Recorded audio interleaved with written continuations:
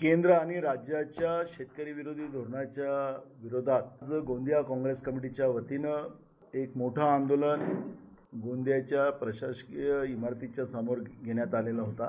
गेल्या 3 महिन्यापासून धान उत्पादकांचे धान खरेदी केलेत, पण त्यांना अजूनपर्यंत पैसे दिले गेलेले नव्हते।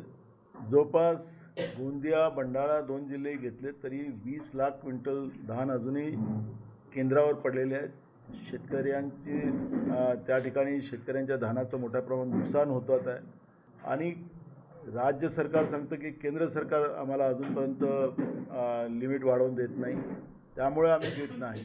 हे जेव्हा लोकांमध्ये येतात तर आम्ही डबल इंजिन आता तिसरं इंजिन आम्हाला द्या, ट्रिपल इंजिन करू, अशा पद्धतीचं खोटं आश्वासन देऊन शेतकरी विरोधी धोरण हे लोक राबवतात। हे आता त्याच्यातून स्पष्ट झालेलं आहे। तातडीनं लिमिट वाढून जे केंद्रावर धान पडलेलं आहे त्याची खरेदी केली गेली पाहिजे।